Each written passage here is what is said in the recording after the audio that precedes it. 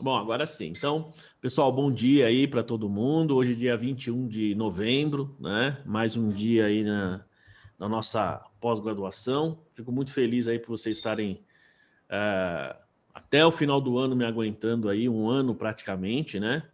A gente que ia ter aula presencial, estamos aqui online já faz praticamente um ano. Estou programando lá o pós em controladoria, hein? Vamos ver se vai dar certo, hein? Enfim. Bom, pessoal, hoje nós vamos falar sobre o CPC 32, Tributo sobre o Lucro, tá? Esse CPC é assim, ele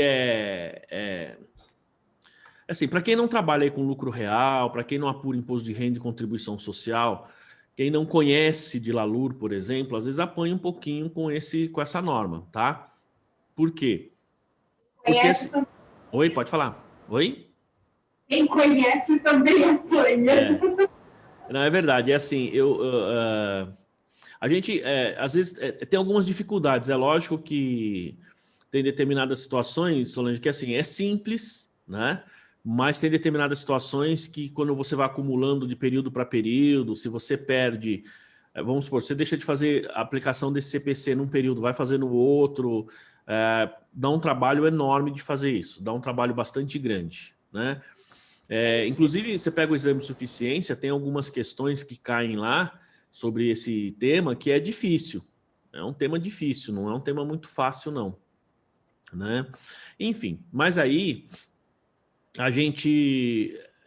o nosso objetivo aqui é falar o que é, como é e como que a gente tem que dar o tratamento. Né? Vale a pena lembrar, quem de vocês aí já aplicou, aplica ou sabe pelo menos do que se trata esse CPC? Ou alguém nunca viu, não sabe?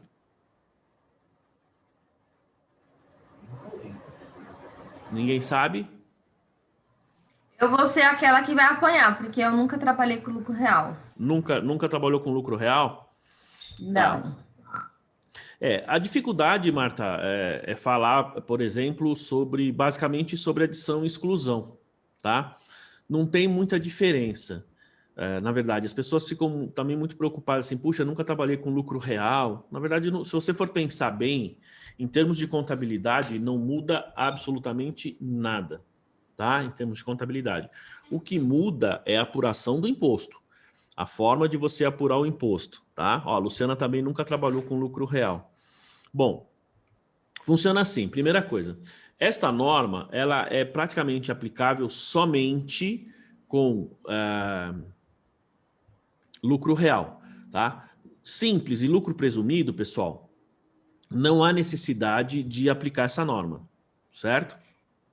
Por quê? Porque você tem a seguinte situação. Aqui a gente fala, vocês vão ver que a norma ela usa a expressão diferenças temporárias, diferenças permanentes, e essas diferenças na verdade, a diferença entre a chamada base contábil e a chamada base fiscal. O que é essa base contábil e base fiscal? Base contábil é aquilo que a gente contabiliza, a gente registra, assim, do ponto de vista contábil, aquilo que a gente entende a partir das normas e tal. A base fiscal é aquilo que o fisco entende ou aceita como dedutível para fins de imposto de renda. Tá? Então a gente tem que fazer ajustes. E esses ajustes, basicamente, são os ajustes que vão lá no LALUR. Agora, quando você pensa em lucro presumido e lucro real, você não tem essa situação. Tá? Por quê? Porque você, no simples, aí o simples o imposto de renda e a contribuição é um percentual do faturamento. Aí não é nem presumido nada, é um percentual do faturamento. Tá? Quando você vai no lucro presumido, o nome já diz, você tem um lucro que é presumido, ou seja, você tem um faturamento, a partir do seu faturamento e do seu segmento, a receita estima um lucro, ela presume um lucro, no caso de comércio 8%, serviços pode ser 16%, dependendo do caso 32%, tá? Então, você pode ter essas duas, como se diz... Só um minutinho, pessoal.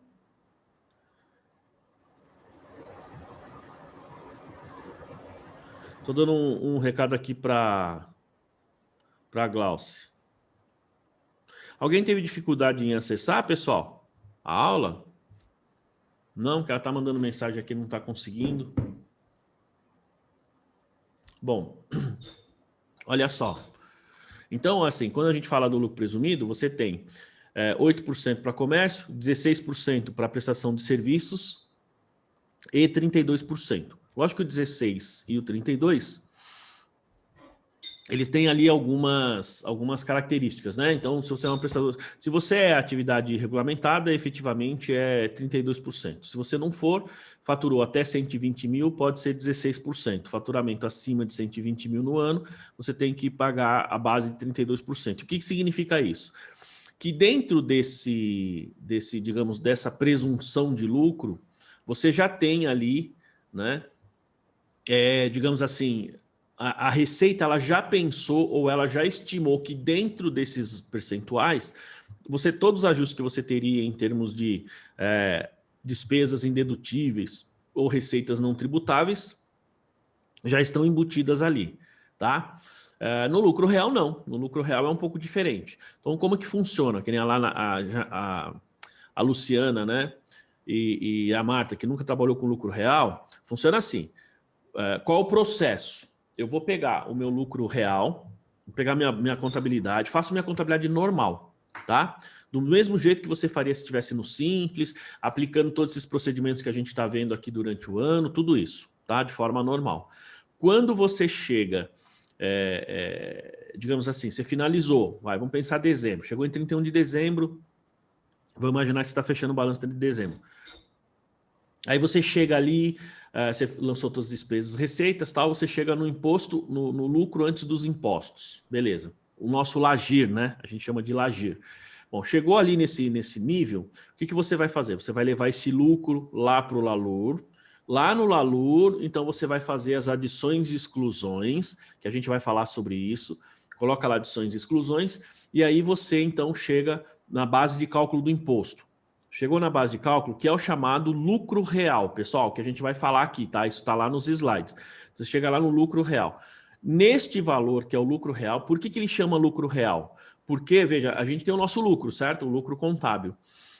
Chama-se lucro real porque o ponto de vista é do fisco. Então, para o fisco, aquele é o lucro real, é o lucro que ele tributa. Por isso o nome lucro real, tá?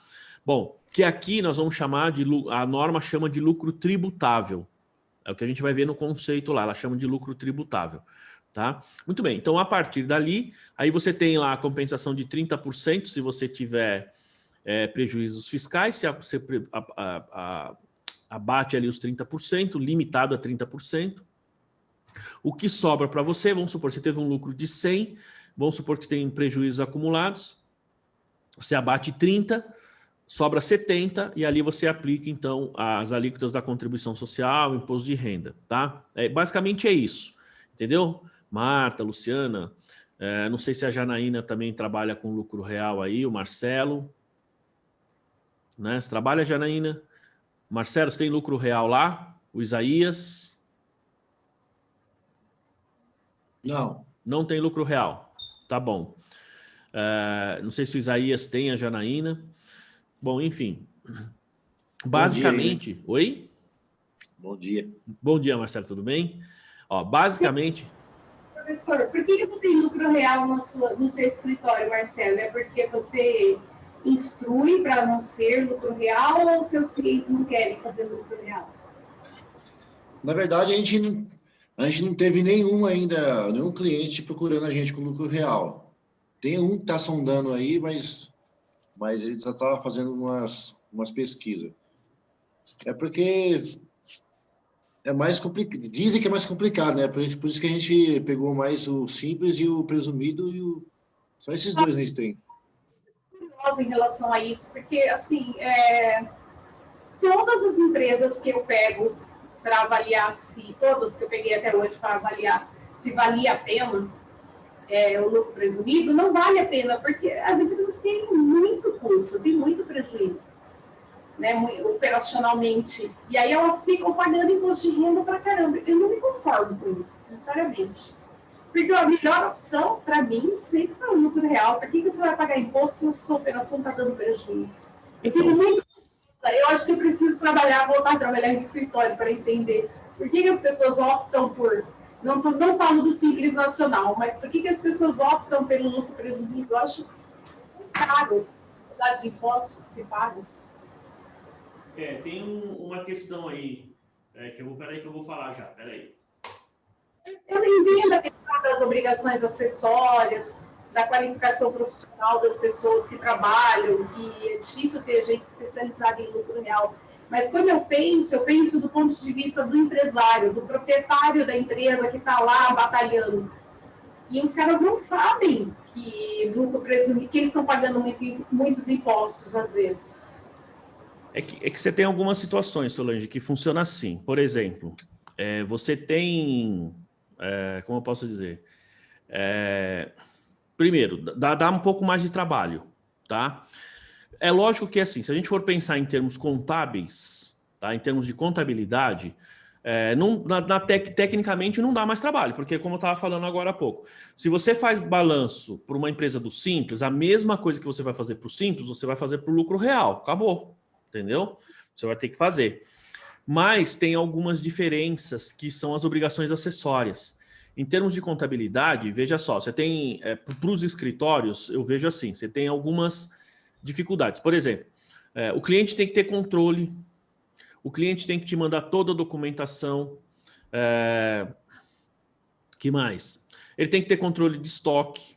Lógico que ele tem que ter controle de estoque no Simples, tem que ter no lucro presumido. Só que, por exemplo, nesses casos, eles não interferem tanto se você vai pensar em termos de imposto de renda e contribuição social. Porque como o lucro é presumido mesmo, então vamos supor, você tem um erro no custo, mais tranquilo para você, porque tecnicamente você está pagando imposto de renda e contribuição como, assim, de forma presumida. Então você não tem muita preocupação com isso. No lucro real não é bem assim, entendeu? No lucro real não dá para ser feito dessa maneira.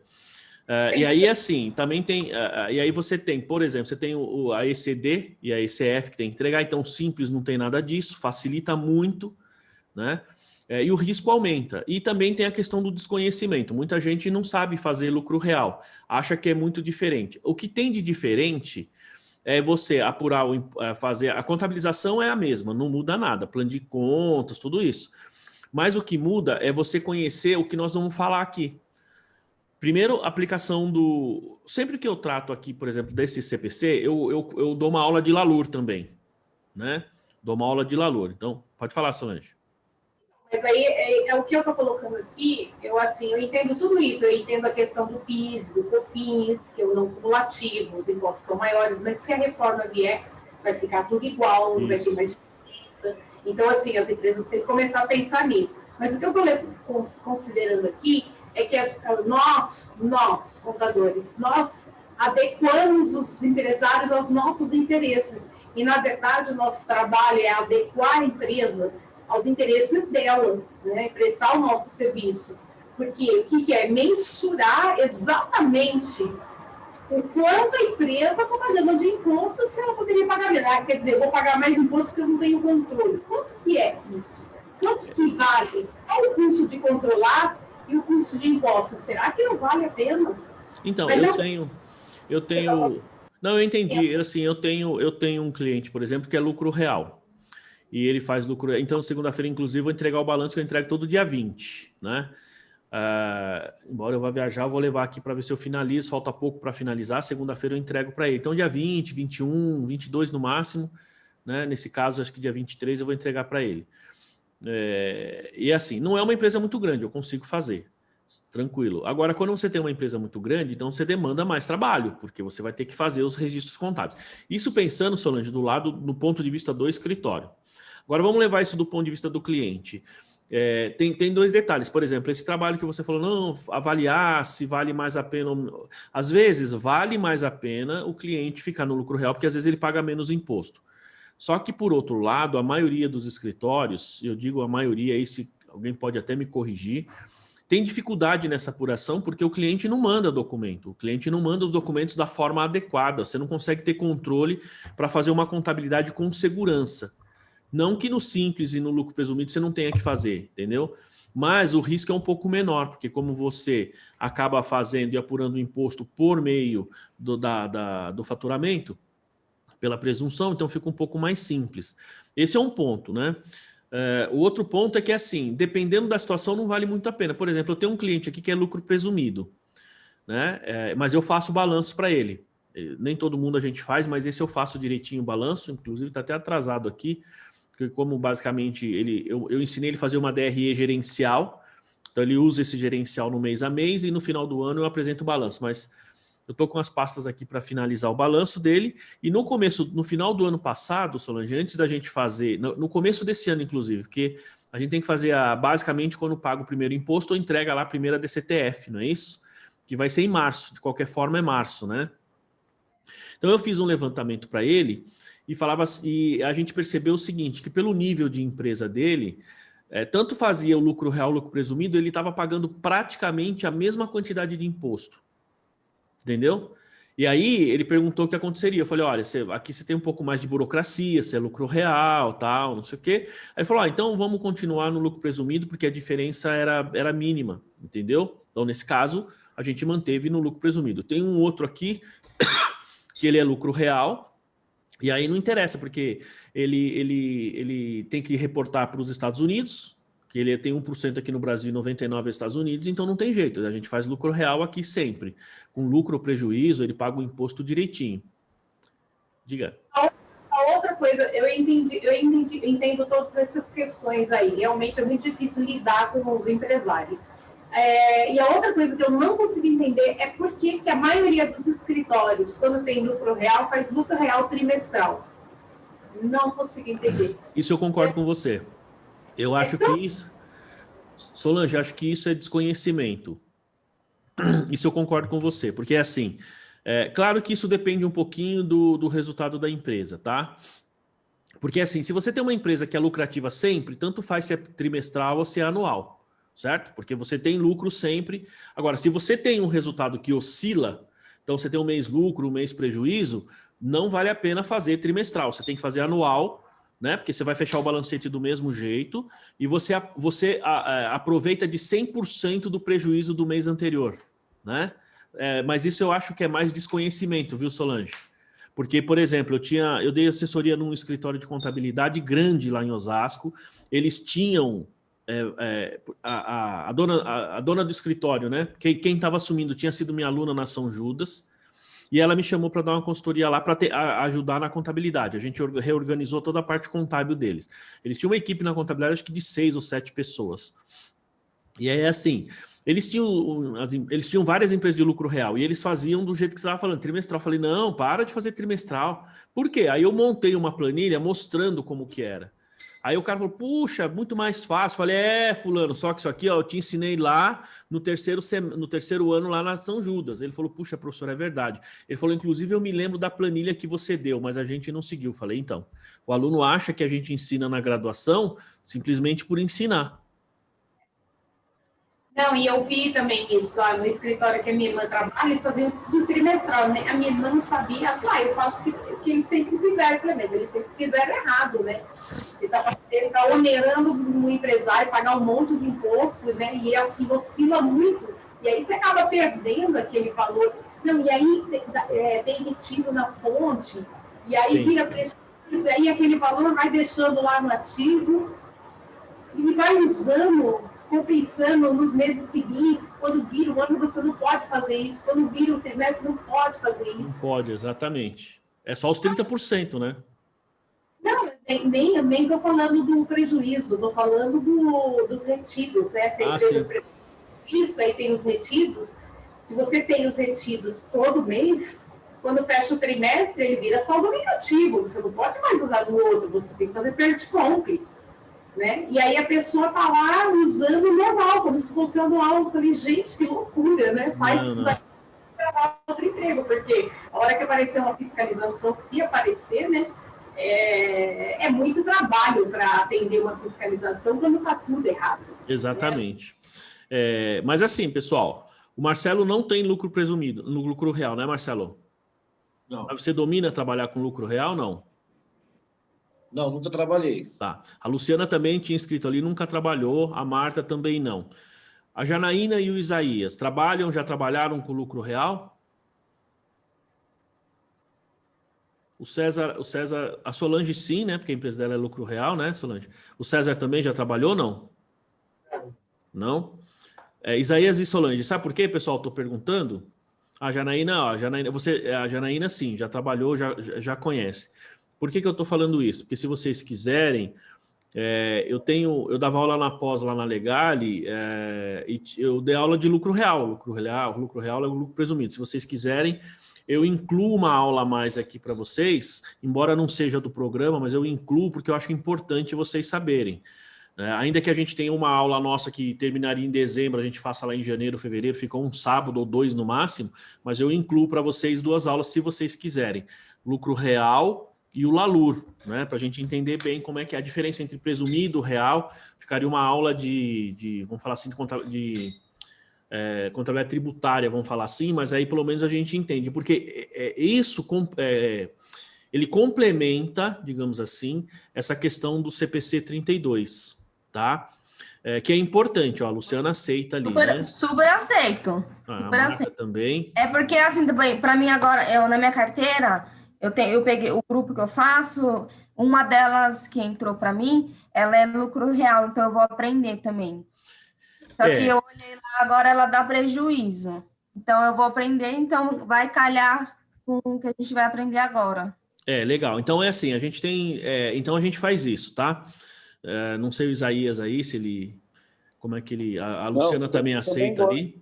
Gostaria sim, com certeza. Você tem lucro real lá, Isaías? Você trabalha com lucro real também? Tem algumas sim. Na mesma situação sua aí, que é estrangeira com 1% no Brasil. E tem que reportar, né? Mas o movimento é muito pequeno, então é tranquilo. A que eu tenho aqui também, claro, já trabalhei com empresas de lucro real com um movimento enorme, tipo, que nem o da Solange, era empresa grande, era multinacional, então tinha auditoria independente, a Price auditava, então já peguei vários. Hoje a que eu tenho aqui não é muito. Já peguei outras aqui, inclusive, lucro real, né? Hoje eu tô com uma só. Tanto é que esse cliente tem 2, uma é lucro real e a outra é lucro presumido, mas a gente faz balanço direitinho, tal, tudo certinho, né? Enfim, então vamos fazer assim, pessoal. Depois eu reprogramo o calendário, tá? E ainda se for o caso, então a gente fala hoje do CPC 32. Aí a gente vai falar na próxima aula sobre o lucro real, lucro presumido e arbitrado, fala os 3, tá? E depois fala do LALUR, ou fala do LALUR e depois do lucro arbitrado, e depois a gente pega uma ou 2 aulas que tiver aqui, a gente transfere para o comecinho de janeiro. Tá bom? Beleza? Porque assim isso não tá no programa, tá? Mas eu faço questão de falar isso aí para vocês, tá? A gente também para não pegar lucro real no começo, que nosso escritório vai fazer 2 anos agora em janeiro, para começar mais organizado, para depois, quando a gente for pegar o lucro real, a gente está mais experiência. Entendeu? Não, Marcelo, mas é assim, sinceramente, eu acho que você já tem condição de pegar lucro real. Dá um pouco mais de trabalho, porque você realmente tem que fazer a contabilidade, você não consegue fugir. No lucro presumido, você entrega a balança, às vezes você vai deixando, tal, como você apura o imposto. Nesse caso, não tem como, cara. Você tem que fazer todo mês e apurar todo mês para pagar o imposto todo mês. Não tem como fugir, entendeu? Então, todo mês você tem que apurar. Essa é uma das dificuldades. Como a Solange falou, às vezes o escritório ou os escritórios, eles não têm, digamos, uma equipe razoável aí para fazer o trabalho, aí não pega, Solange. Por quê? Porque o cara não tem equipe e ele não consegue fazer, não consegue dar conta, né? E normalmente, se a empresa é uma empresa de lucro real, muito provavelmente significa que o empresário vai olhar o balanço, vai ver, vai acompanhar. Não quer dizer que seja real, né? Mas ele vai olhar. Então, demanda um pouco mais digamos assim, de responsabilidade por parte do escritório. E nem todo mundo está preparado ou disposto a fazer isso. É isso que acaba acontecendo. Geralmente, as empresas de lucro real, você tem uma pessoa lá na empresa e um no escritório que eles se conversam para ter o resultado certo, né? Exato. Você ficar correndo atrás de empresário não dá. Não dá. E outra coisa, por exemplo, tem várias pessoas que até entendem de lucro real, quer dizer, entendem de contabilidade, vamos falar assim, parcialmente, né? Mas eu tive um aluno lá no curso de pós, que é assim, ele tem um escritório grande lá na Liberdade. Então, ele tinha empresas de lucro real, ele tinha clientes grandes, inclusive. Tinha vários que era lucro real, né? Até 2 alunos da pós lá foram trabalhar com ele, eu dei consultoria lá no escritório dele.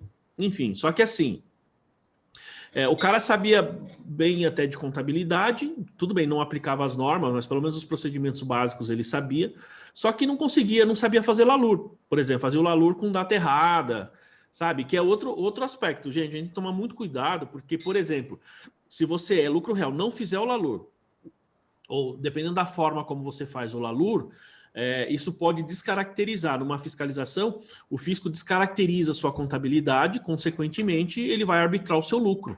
Então, esse é um cuidado que tem que ter, tá? E aí, assim, ó, então, vamos pensar no seguinte, entrando especificamente na norma aqui. Quando a gente tem a contabilidade, o que diz o princípio da competência? Diz que quando você tem você tem que ter o confronto entre receita e despesa, tá certo? Então, quando você tem, por exemplo, uma determinada receita, eu só posso ter a receita se eu tenho uma despesa correspondente, correto? Então, eu tenho que ter a contraposição, que a gente já falou bastante. Muito bem. Aí a gente tem a seguinte situação. Vamos supor que eu gere lucro. A empresa teve lucro. Se ela teve lucro, significa que ela vai ter imposto de renda e contribuição para pagar. Então, o que acontece, pessoal? Este imposto de renda e esta contribuição social que a empresa vai ter que pagar deve ser registrada no mesmo período em que você apura o lucro, ou seja, princípio da competência, certo? Princípio da competência. Muito bem. Esse é um ponto. Só que assim, a gente tem na legislação, não é só no Brasil, fora também, mas aqui eu acho que isso é bastante forte.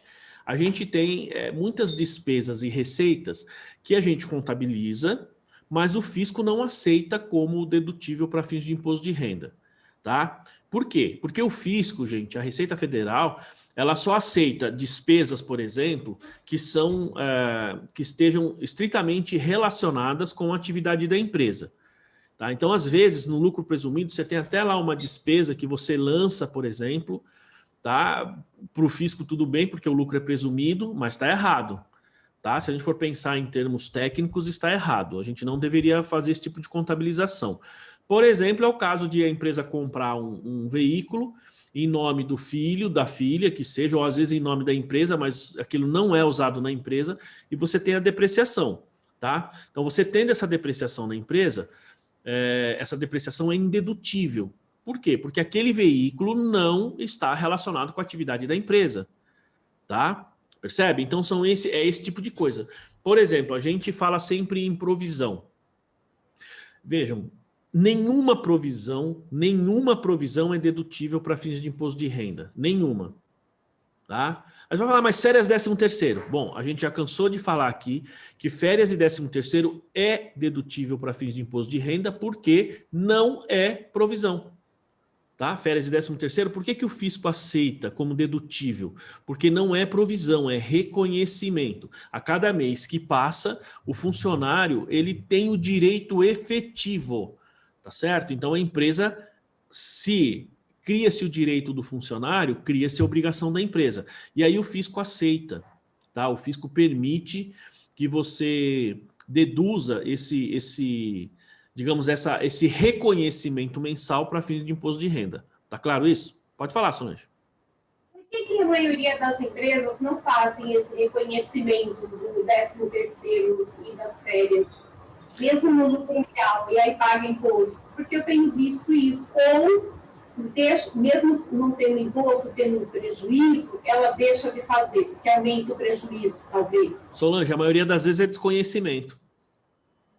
Porque essa empresa que eu estava comentando, nessa outra empresa aí que eu fui, que eles fazem, eu não entendi, eu fiquei pensando, eu acho que eu não sou muito experiente. Pode ir falando, eu vou fechar a câmera aqui um pouquinho por causa da luz aqui que está me incomodando um pouquinho, mas pode ir falando, eu estou ouvindo. Assim, a empresa que eu fui, até vou partilhar aqui para ver se alguém dá uma ideia, porque eu acho que é falta de conhecimento meu empresarial, eu acho. Tem 2 empresas os sócios são os mesmos na empresa A e na empresa B. As duas empresas têm a mesma atividade, só que uma ele paga o imposto de renda, ele faz a apuração pelo lucro presumido e a outra ela faz a apuração pelo lucro real trimestral, que eu também não sei por quê. E essa que ele faz pelo lucro real trimestral, ele tem pago imposto. E a empresa tem 700 funcionários, dividido entre as duas empresas. E nessa que é lucro real trimestral, ele não faz o reconhecimento do 13º e das férias. E eu falei, eu entendo que é desconhecimento. E está pagando imposto e ainda comprou nota, né, para deduzir lá, para pagar menos imposto. Eu falei, mas por que se você fez isso, você tem essa opção? Então... É falta de assessoria do escritório? Basicamente, Solange. Eu falei, me fala isso. Eu falei, eu não sei, eu não estou criticando o seu favor, mas acontece que é isso que você está perdendo. Você está pagando imposto e outra. Existe algum comprometimento perante a fiscalização dele ter duas empresas? Uma ele paga imposto, outra não.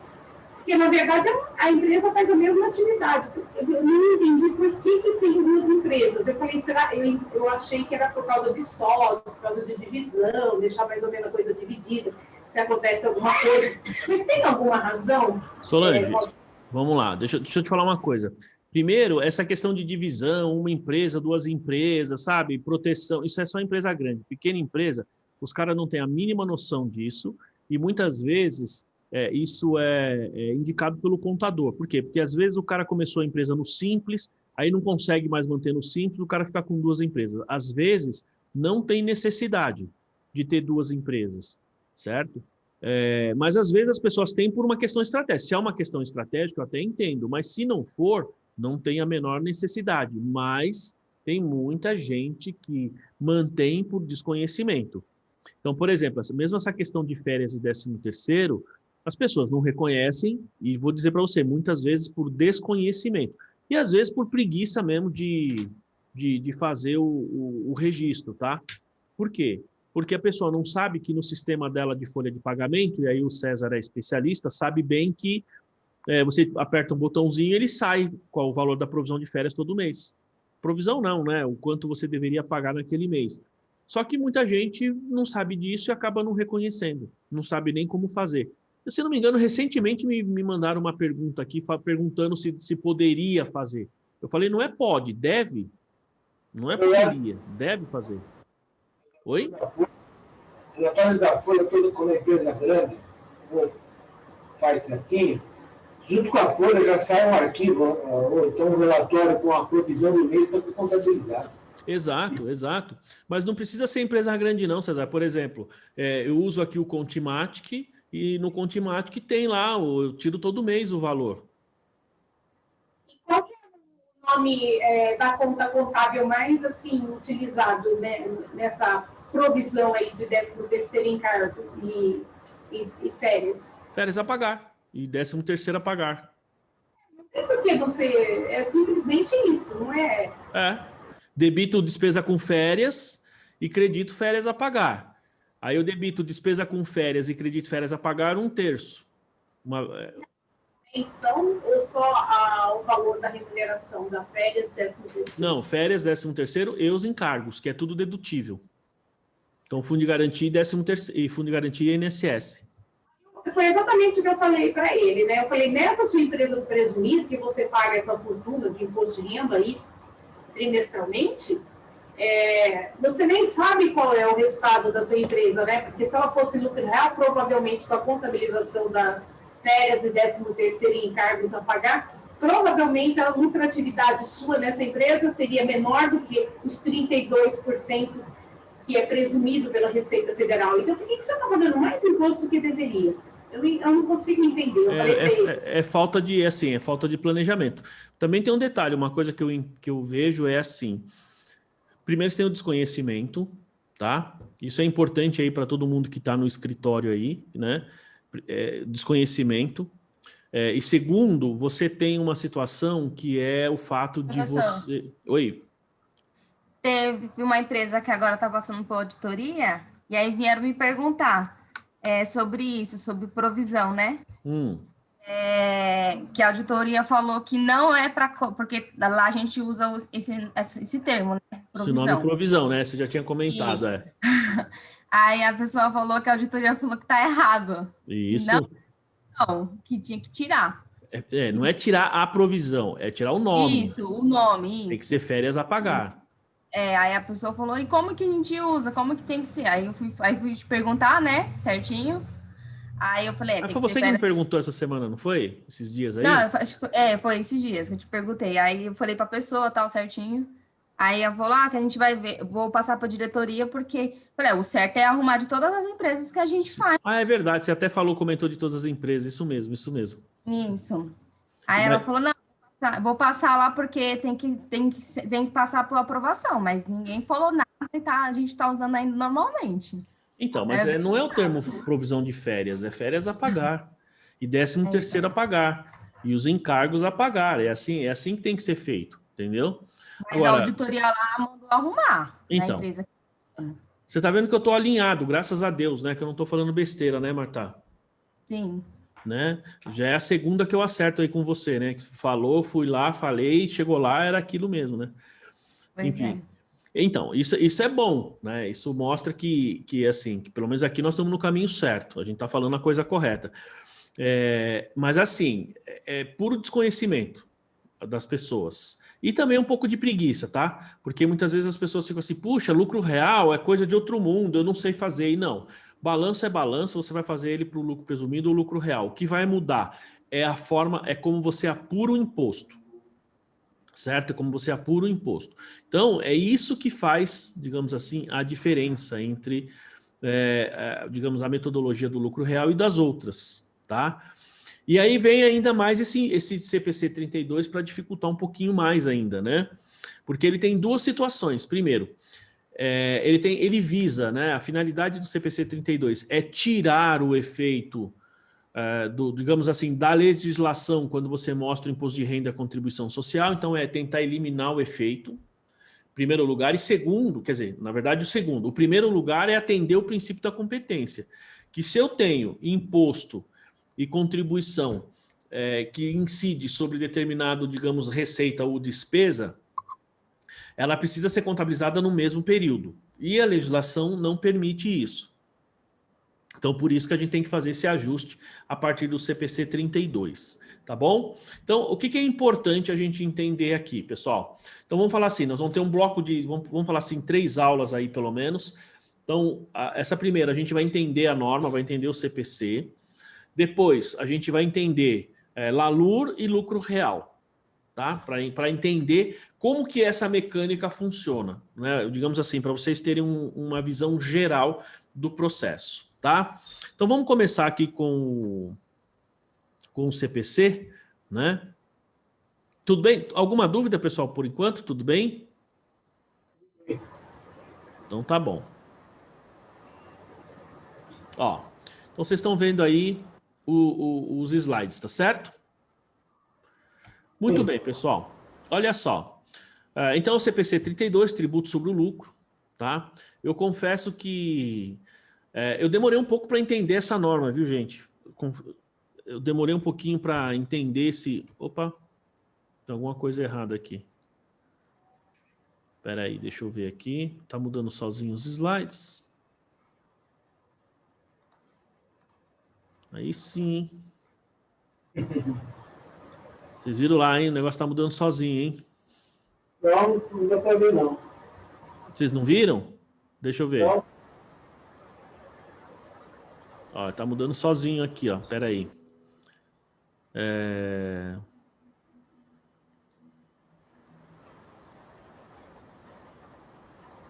Estranho. Vou fazer café, professor. Eu tava só ouvindo a aula. Tem alguma coisa. Espera só um minutinho, pessoal. Ele tá...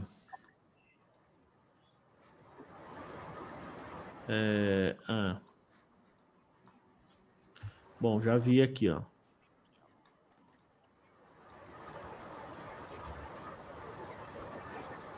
Muito bem. Agora sim. Ele estava realmente mudando sozinho aqui.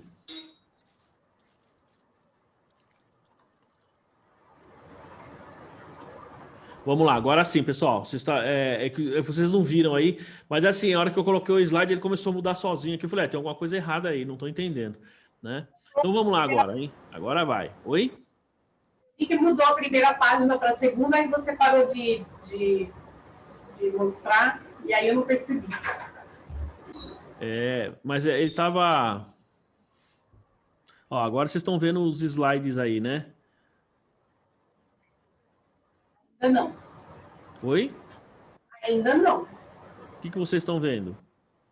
A tela preta, ele vai começar a compartilhar. A tela preta, né? Isso, agora sim, né? Agora é assim. Beleza, muito bem. Então vamos lá, pessoal. Então vamos lá. O CPC 32 aqui, o tributo sobre o lucro, né? Ele... Como eu disse, eu demorei para entender essa norma, tá, gente? Eu realmente demorei um pouquinho para entender. Por quê? Quando eu... assim, a gente tem um conceito que ele fala aqui na norma. Claro que ele usa o conceito, digamos, internacional. Não usa o mesmo conceito que a gente tem. Mas eu vou ser sincero, eu só consegui entender e ainda apanho um pouco para entender se eu for usar esse conceito internacional, tá? Bom, o que ele fala? Ele fala a chamada base contábil e a base fiscal. Então, o que significa essa base contábil e essa base fiscal, né? Esse daí significa o seguinte, que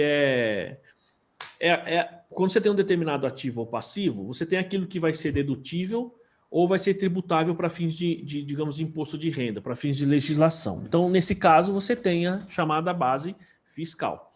E aquilo que a gente registra na contabilidade é a chamada base contábil. Só que a gente tem que fazer isso ativo por ativo, certo? Passivo por passivo. Muito bem. Então, isso dificulta o entendimento da norma. E, como eu disse, eu demorei para entender essa norma. E eu tinha um amigo meu que a gente dava treinamento numa auditoria, e a gente sempre comentava sobre a norma. Na hora do almoço, eu aproveitava para fazer pergunta técnica para ele, né? Que ele tem muito conhecimento, e a gente discutia as técnicas. E aí teve um dia que eu já tinha perguntado a terceira vez para ele do CPC 32, ele chegou para mim e falou assim, falou, Maurício, não adianta, cara, se você pensar desse jeito, vai ser difícil você entender. Ele falou assim, é mais fácil você pensar em termos de adições e exclusões do LALUR. Por quê? No Brasil, todas as diferenças temporárias e diferenças permanentes, elas vão estar lá no LALUR, certo? Então, lá no LALUR, se você pensa no LALUR, você consegue entender essas diferenças de base fiscal e base contábil, fica mais fácil o entendimento. E a partir dali, eu comecei a prestar atenção e ele tinha razão, realmente mudou assim o meu entendimento sobre os procedimentos de reconhecimento ou de entendimento dessa norma, tá? Bom, é lógico que eu vou falar para vocês em função da norma, mas vou explicar isso também de uma forma mais simples, para que a gente possa, para que vocês possam entender também de uma maneira mais suave, digamos assim. Mas eu já vou alertando que isso dá um pouquinho de nó muitas vezes na nossa cabeça, né? A gente fica um pouquinho confuso, tá? Eu mesmo fico confuso às vezes. Então vamos lá. O CPC 32 é o tributo sobre o lucro, tá? Então, importante a gente ressaltar, pessoal, que o imposto de renda no Brasil é 15% sobre o lucro, 10% de adicional para lucros acima de 20 mil e contribuição social é 9%, ok? Deixa eu perguntar, pessoal, essa tributação dá 34%, certo? Então, 15, 10 de adicional e 9 de contribuição social. Pergunto a vocês, isto é para lucro real ou para todas as empresas? O que vocês acham? É para o lucro real, mas os percentuais são aplicados no lucro presumido também. Ou seja, na verdade, Solange, essa tributação ela é igual para todas as empresas. Exceto o simples, tá? Exceto o simples. Então, lucro presumido e lucro real, e mesmo lucro arbitrado, a tributação é a mesma. Não sei se vocês sabiam, tá? Então, por exemplo, quem trabalha, por exemplo, você pega o Marcelo, a Marta, a Luciana, né, que trabalha aí com lucro presumido, o que acontece? você fala assim, puxa, eu estou pagando 1,2 no comércio, não é 1,2 que a gente tá pagando? Não. Na verdade, você tem um lucro, você pega o faturamento, aplica 8%, aí você tem um lucro presumido, você vai ter R$8, tá? Se você pegar agora os R$8 e aplicar os 34%, é que 34% não, porque você não vai ter o adicional, mas se você pegar os 15 mais os 9, digamos assim, os 24%, você vai chegar no mesmo percentual, no 1,2, se você aplicar direto 1,2 sobre o faturamento. Tá? É 1,2, 2,4, 4,8, não é assim que a gente faz? Só que esse percentual, na verdade, é aplicar a presunção e aplicar os 15%. E aí você chega no imposto de renda. A alíquota da contribuição social é um pouquinho diferente, mas é a mesma coisa. É você aplicar 32% e depois aplicar 9%, certo? Se você aplicar 12% de 9%, é isso? É 9% de 12, 9% de 12, se eu não me engano, você vai chegar na base de cálculo do imposto de renda. Então, se você pegar 34%, 15% de 8, você vai ver que dá 1,2. Entende? Então, a tributação é a mesma. Então, isso é muito importante, porque às vezes a gente fala assim, qual a tributação do lucro real? 34. E do lucro presumido? 1,2, 2,4. Não, é também exatamente a mesma coisa, ou seja, 15% sobre o lucro, 10% de adicional e 9% de contribuição social sobre o lucro líquido. Isso é igual para todas as empresas, tá? Para todas. O que muda é a forma, mas o percentual é o mesmo. Bom, então esta norma ela traz uma situação que lá na DRE você tem que separar hoje em duas linhas. Então quando você olha lá na sua DRE, lá embaixo, você tem duas situações. Ou você vai ter uma linha chamada tributo sobre o lucro, ok? E nesse tributo sobre o lucro, depois você abre isso lá na sua nota explicativa, ou muitas empresas colocam lá impostos correntes e impostos diferidos, tá? Então, ó, esses tributos são apresentados em duas linhas na DRE.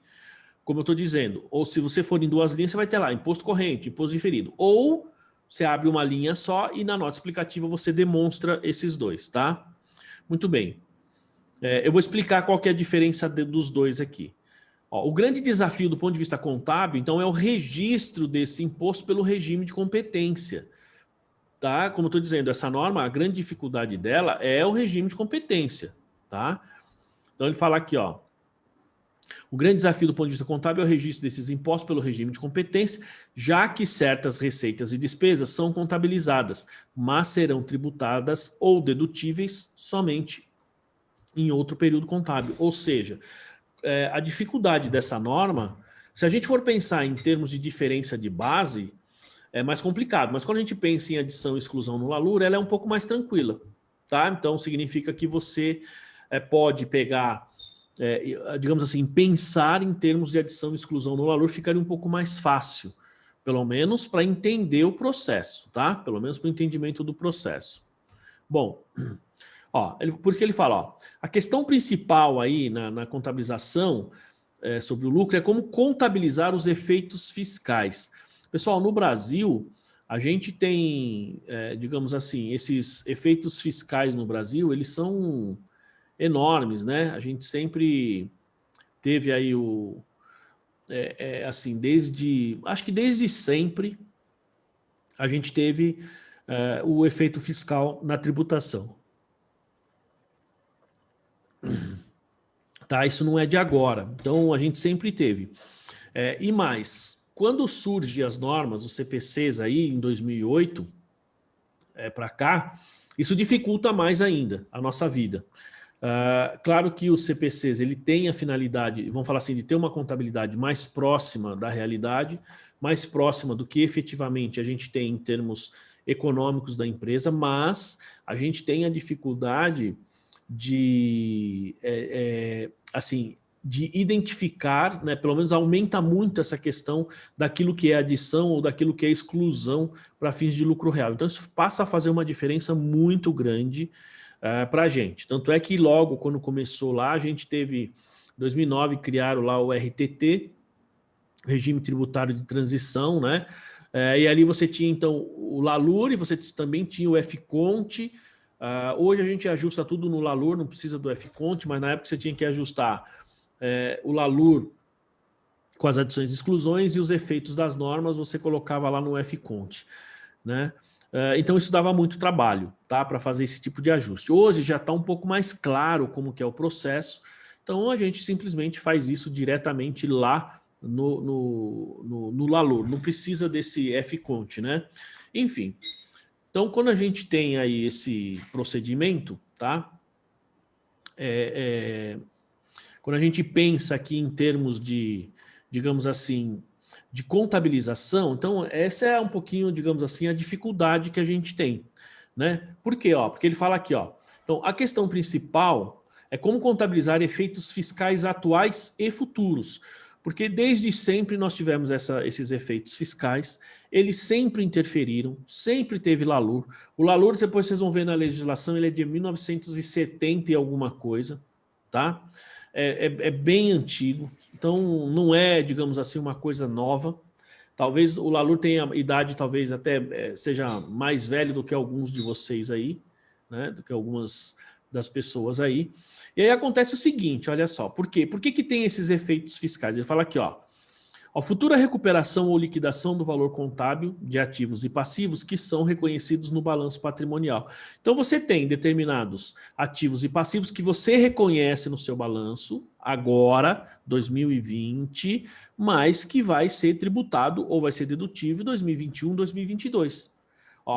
Operações e outros eventos de período atual que são reconhecidos nas demonstrações contábeis da entidade. Então é coisa que você reconhece agora, porque o fato contábil ocorreu agora. Mas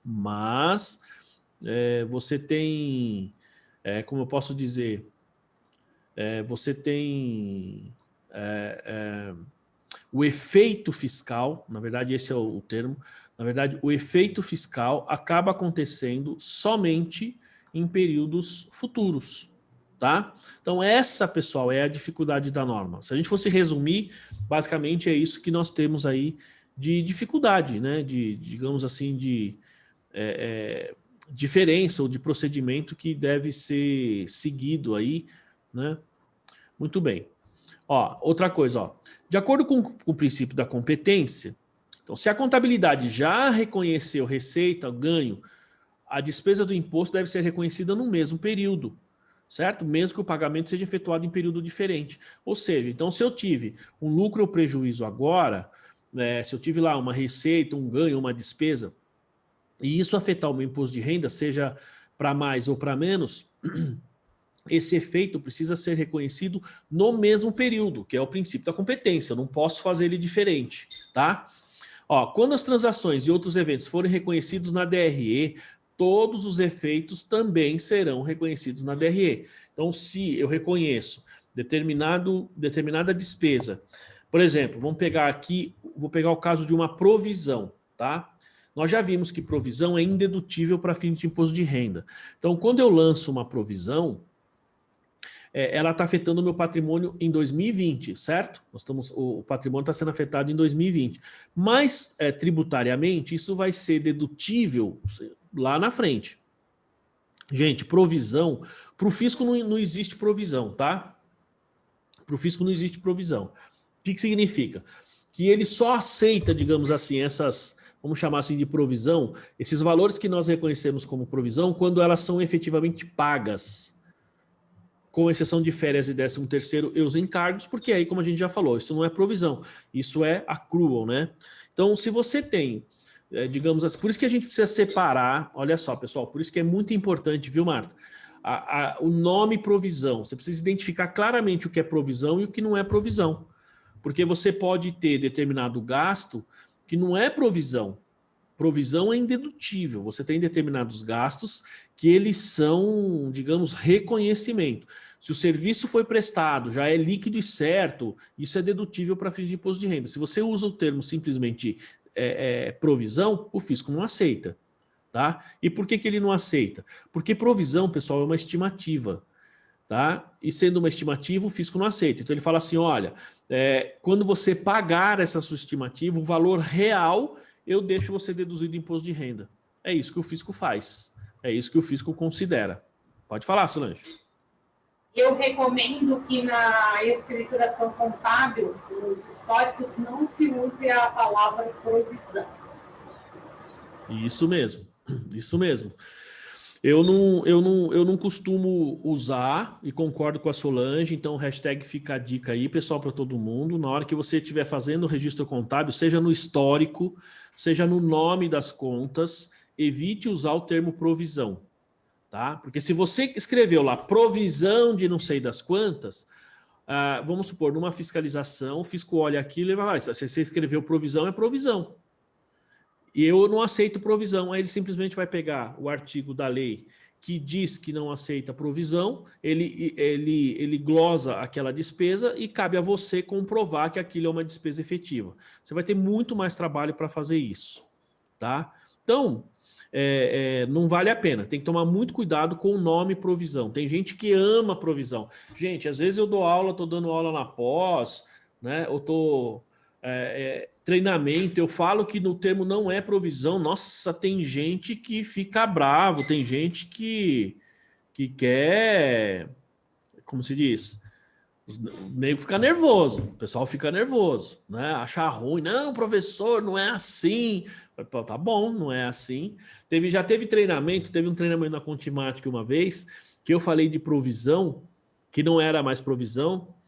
E aí teve o cidadão, ele levou para o escritório lá que ele trabalhava, fez o comentário.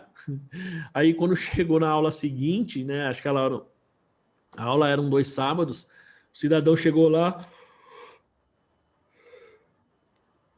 Nossa, tô cansado, desculpa. O cidadão chegou lá para mim e falou, professor, eu falei lá pro escritório lá que não tem mais provisão, tal, não sei o quê. Falou, o contador ficou bravo lá e pediu a base legal. Onde está escrito que não é mais provisão? Eu falei para ele, não está escrito lugar nenhum. Está escrito o que é provisão. Entendeu? Não está escrito o que não é, está escrito o que é.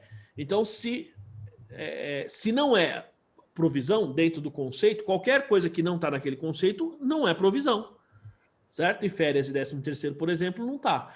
Então, isso é importante, porque o termo provisão te leva, do ponto de vista fiscal, pensando em termos de lucro real, ele te leva a uma despesa indedutível. Então tem que tomar muito cuidado, mesmo quem faz lucro presumido, tá? Evita o termo provisão. A Solange foi muito bem aí. Professor, é que no pensamento de todo mundo, férias 13º, que enquanto o funcionário não foi mandado embora, seria uma provisão para quando ele for mandado embora. Ele se relaciona com um afastamento, entendeu? Não Isso. Com direito. Na verdade está certo, Marcelo, é porque assim, se você for olhar o termo, o que é uma provisão, você fala assim, eu vou fazer uma viagem, né? Eu vou fazer uma aventura, então tenho que levar as minhas provisões, vou atravessar o deserto, então você leva lá uma provisão, né? De comida, de alimento. Então, esse termo provisão, veja que nesse caso, eu tenho que levar as minhas provisões, não é assim que a gente fala? Então, provisão, esse é um dos conceitos, é o conceito mais utilizado.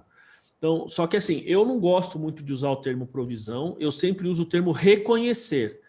Por quê? A gente tem que reconhecer as despesas e receitas, e não provisionar. Então, vocês aqui, pessoal, tem que tomar muito cuidado, né? Eu já falei isso, não usem o termo provisão, usem o termo reconhecer. Isso aqui é o reconhecimento da despesa, é o accrual, enfim, é o reconhecimento, não provisão. A gente tem realmente... Eu demorei para mudar, tá, Marcelo? Assim, essa questão de falar de provisão para reconhecimento. Mas vou ser sincero, tem gente que até hoje não aceita isso. Chama de provisão. E outra, você pode ver, a Marta acabou de falar, a Marta trabalha num escritório grande, trabalha num escritório que o dono é um cara, tal, conhecido no mercado, e teve que a auditoria chegar lá e falar que não é mais provisão. Não foi, Marta? Não é isso? Isso. Entendeu? Eu nem sei se mudou. Eu tô falando que a auditoria mandou, mas aí se eles fizeram é outra história. Então, você percebe? Quando o professor falou que não era mais, lá na Contimact mesmo você já pode parametrizar lá a folha, já tem como se parametrizar o 13º, férias, tudo certinho. Aí vai lançando mês a mês, já vai reconhecendo. Então, é o que a Solange falou, eu não entendo como que as pessoas não fazem. Não fazem porque desconhecem.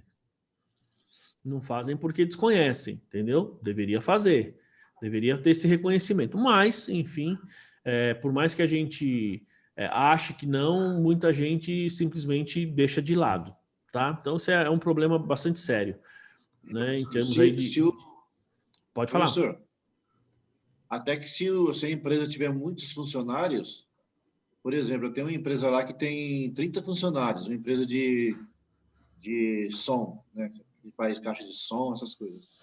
Se você não provisiona, aí ele pega o balancete no final do ano e vê lá que tem um monte de férias para pagar, aí ele fica perdido. Ele fala, nossa, não sabia que tinha tudo isso.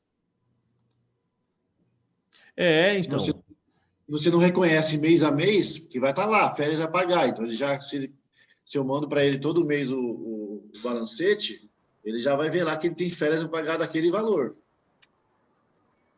Então, você vê, Marcelo, mas assim, tem... primeiro, fica mais fácil, por isso que é a questão da informação. Você fazer esses reconhecimentos mensais, você está gerando o balanço do jeito que tem que ser, porque você está mostrando o passivo efetivo que a pessoa teria que pagar. Tá certo? Esse é o ponto. O segundo ponto é que, assim, aí, assim, gerencialmente falando, a pessoa consegue saber o quanto ela deveria, ou pelo menos que ela vai desembolsar no final do ano, né?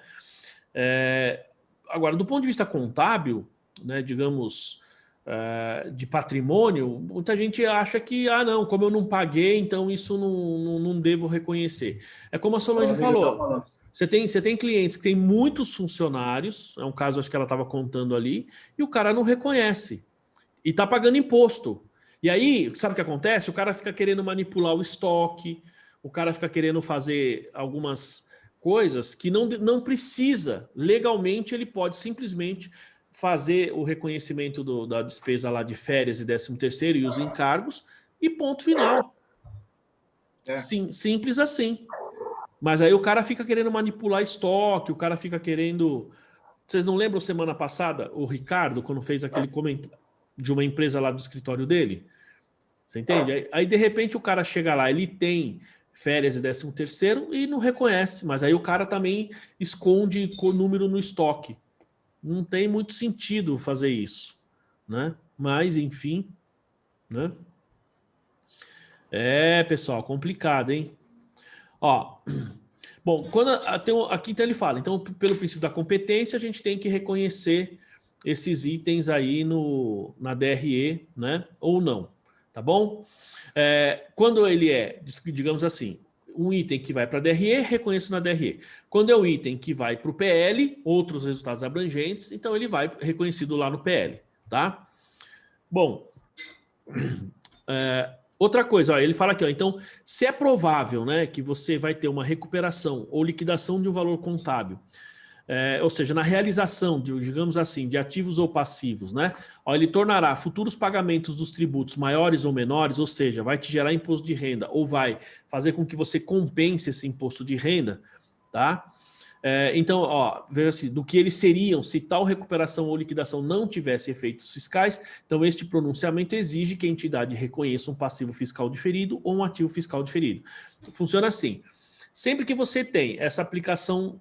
Quando a gente fala da aplicação da norma, é assim, você vai analisar os seus ativos e passivos. Nessa análise, nesse reconhecimento de ativos e passivos, você vê que eu reconheci um ativo, ou vamos pensar num passivo, que foi um pouco mais fácil. Eu reconheci um passivo e lancei uma despesa. Tá? Então, esse passivo que eu reconheci, ele diminui o meu resultado. Eu posso tributar agora ou vou tributar no futuro? Então, veja, se eu lá no LALOR eu vou ter que adicionar, então significa que eu estou adicionando nesse período, significa que eu estou pagando nesse período mais imposto, vocês concordam?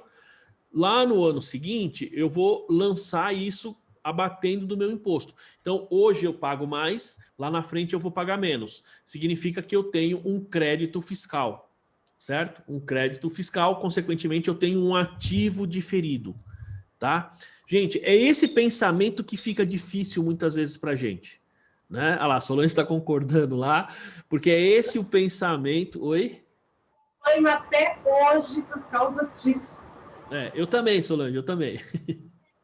Falando, tem sentido. Mas na hora que eu vou fazer, dá um frio na barriga. Eu falei, gente, será que eu estou pensando certo? Confunde a gente, confunde demais. Confunde. E olho com isso e eu até hoje apanho. Apanha mesmo. Eu também, vou ser sincero. Na verdade, sempre que eu vou fazer esse tipo de operação, né, deixa eu até escrever aqui o nome da presença da Daniele. Já vou te responder já, Daniele. Sempre que eu vou fazer esse tipo de operação, eu preciso muitas vezes escrever. Tá? Então, eu preciso fazer ali o meu, sabe, uma anotaçãozinha, porque senão eu me confundo. Realmente, a gente se confunde. Para fazer isso. Oi? Eu escolho o momento quando eu tenho que fazer isso. Eu tenho que passei, já resolvi todos os problemas, agora só vou pensar nisso. Porque um somzinho interfere no meu raciocínio. Professor, por isso que nós lá no escritório, a gente, agora no início, está evitando de pegar a empresa do lucro real, por causa desses detalhes, porque um detalhezinho que você faz errado pode se acarretar um problemaço no futuro. Né? Passa para mim, Marcelo. vamos fazer em parceria, ué. Vamos fazer em parceria. Né? Bom, mas veja, você fazer o lançamento do lucro real, ele não é tão complicado. Fazer, digamos assim, a parte... Eu, pelo menos, não sei, né? Eu não vejo tanta dificuldade. A dificuldade, como a Solange está falando, é reconhecer esse diferido aqui. Esse diferido aqui é chatinho, porque ele, como eu disse, ele mexe um pouco com aquilo que a gente está acostumado. É a mesma coisa quando você começou a aprender débito e crédito. Né? Quando você começa a aprender débito e crédito, os alunos de primeiro semestre, eles ficam malucos, falam assim, puxa, mas é tudo o contrário, não é o contrário? Aqui, você também tem mais ou menos essa questão do contrário. Então, é como se você estivesse reaprendendo. Então, ele realmente dificulta um pouco o nosso entendimento. É normal isso, tá? Ó, a Daniele fez a seguinte pergunta. Professor, bom dia, né? Que pena que está sem som, hein, Daniele? Ele fala aqui, ó, eu reconheço a despesa de folha e lanço, em vez de provisão de férias, férias a pagar. É isso aí. Então, você vai ter que reconhecer, como a gente estava falando, você vai fazer o reconhecimento normal, tá, Daniele? Vai debitar despesa com férias e vai creditar férias a pagar. É que o termo não é provisão de férias. Tanto é, pessoal, que se vocês pegarem o plano de contas, vocês teria que ter a seguinte estrutura. Você tem lá fornecedores, empréstimos e financiamentos. Depois você tem, normalmente, você tem tributos a pagar. Depois você tem ou encargos trabalhistas, depende. Normalmente você tem, vamos chamar assim, obrigações e encargos trabalhistas, que você tem folha, né? Tal. Ali você vai ter férias e 13º. E depois você tem um grupo, basicamente, que chamaria provisões. Tá? O que são provisões? Ó, reforçando a aula lá do CPC 25. Então, provisão é um passivo que ele é provável, ou seja, ele você vai desembolsar dinheiro, você vai ter que pagar, é alguma coisa que está afetando hoje o seu patrimônio, mas você não sabe exatamente quando e nem tem certeza do valor exato de pagamento. Você tem uma estimativa confiável. Tá? Então, isso é provisão. Então, por exemplo, você tem um processo trabalhista, provisão. Tá? É o caso da Vale lá, né? Provisões, né? Exatamente. Então, a Vale vai ter que indenizar as pessoas, está discutindo na justiça. Quanto? Não sei, depende da justiça. Quando? Não sei, depende também da justiça. Então, provisão. Né? Que imagem tem? Ó, provisão para contingência, por exemplo. Pode falar, Solange. Então, essa questão das férias que eu ouvi nessa empresa que eu fui, que eles se confundem, falam, mas as minhas férias a pagar está provisionada. Falei, as férias que vai pagar para o funcionário que ele vai gozar as férias, ou sei lá o quê. Então, eles confundem. Isso. Aí, as férias a pagar, ok, eu entendi o que é o que você entende, mas e as férias que foram incorridas e que a pessoa ainda não usufruiu? Você tem que provisionar. Só que a palavra não é provisão. A palavra é reconhecimento. Você tem dificuldade de entender a diferença entre as férias a pagar e as férias incorridas. Isso. Então, tem férias a pagar, o que vai eu efeito um caixa no momento. E aí eu teria tendente a sugerir que a contabilidade fizesse essa separação, para o empresário entender melhor. Então, vai ser as férias a pagar que a pessoa, o funcionário, vai usufruir e você vai pagar o efeito caixa. E num outro grupo, você colocar um outro título, para as férias incorridas a pagar, talvez. Não, Solange, mas não dá para você fazer, porque assim, como a Daniela perguntou ali, ó, eu credito férias a pagar, debito despesa com férias. Então, fala assim, quanto que incorreu de férias? É o que está no seu passivo, entendeu? Então, ó, veja só, o que está no seu passivo, se você fosse demitir todos os funcionários naquele dia, o que está no seu passivo é o que você tem que pagar. Mas o problema é, contabilmente eu entendi, mas o problema é que o empresário não entende isso. Não, isso o empresário não entende. Quando eu conversei, ele não entendia qual era a diferença. Ele falou, mas olha... Então, eu vejo assim, Solange, quando é o empresário, eu até dou um desconto. Por quê? Porque o empresário, muitas vezes, na maioria das vezes, não é contador. Então, o empresário que não é contador, eu entendo porque ele não tem que ter esse conhecimento técnico. Agora, o cara que é o contador, não tem jeito, o cara tem que saber. Entendeu? Tem que saber, e não sabe. Mas aí, de repente, quando você vai explicar para o cliente, aí, de repente, você até pode fazer um grupinho ali no Excel, fazer essa separação paralela, entendeu? No balanço não daria para fazer. Não, para entendimento, para você explicar para o cliente. Sim, sim. Eu digo para entendimento, mas para a parte contábil, não, né? Não, para a parte contábil, não. Ajudaria a fazer alguma coisa à parte para mostrar para o cidadão, entendeu? Né? Isso, digamos assim, ajudaria. Mas o empresário em si não entende. O problema é quando você tem um chefe, né, Marta, que não entende. O do desemprego. É o caso dos meus chefes. Os meus chefes, infelizmente, muitas contas lá, em muitos processos, eles não querem mudar. Eles querem ficar na antiguidade. Passado. Então, Marta, você precisa... Você já indicou esse curso lá pro pessoal? Eu já, né? Mas... Tem que indicar, falar assim, olha, assiste uma aula lá só para você ver. Oi? Eu falei para ele. Assiste, fala pro seu chefe vir assistir uma aula aqui. Uma aula só. Eu mando o link para ele, você repassa o link para ele, ele está convidado para assistir uma aula. Para entender algumas coisas, entendeu? Para entender essa diferença, esse procedimento. Tem que mandar o chefão, os dois chefão para assistir, não é os meus gestores. Né? Os gestores não fazem nada, tem que ser os dois chefão lá. Como eu sempre brinco, eu se chateio quando eu ouço essas coisas. Eu se chateio, né? Olha lá, tem que... ele mesmo, ele mesmo. Olha lá, a Daniela tá falando ali, pôr o seu Domingos, né, para participar. O senhor Elcio também, é eles que tem que botar. E a dona Graça também. Então, sabe qual que é o problema? No caso de vocês, eu fico até assim, porque eu já vi tantas vezes ele falar lá no Sindiconte, né? E aí o pessoal fala lá, participa... Oi? O Marcelo tem um livro dele do CPC. Então. Pô, mas o cara tem livro do CPC... Então, eu não entendo. Depois você passa para mim se você tiver uma fotinha do livro, me passa para eu dar uma olhadinha. Isso aí são entendimentos que a pessoa pega para ele e leva como regra, entendeu?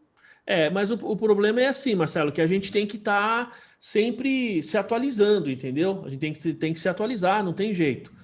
E você tem que ter, se você tem um escritório de grande porte, que você tem clientes grandes, empresas que fazem operações mais complexas, você tem que fazer, digamos assim, seguir as normas.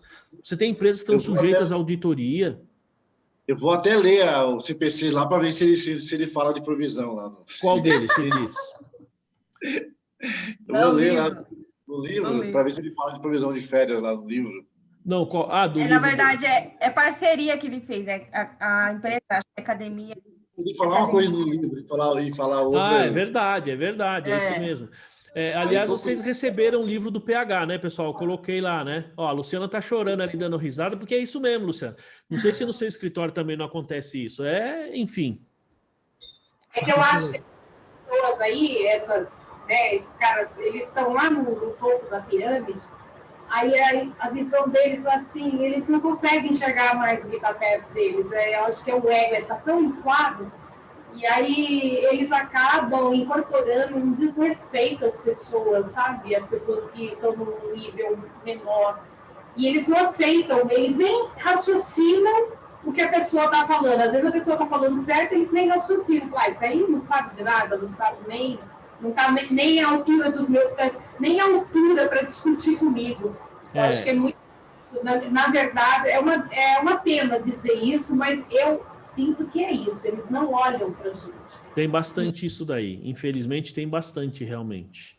Né? E vocês podem reparar, pessoal, que a Luciana também passa por isso. Aí ela escreveu ali, ó, né, a Marta, a Daniele, que está no mesmo escritório, talvez a Janaína, não sei.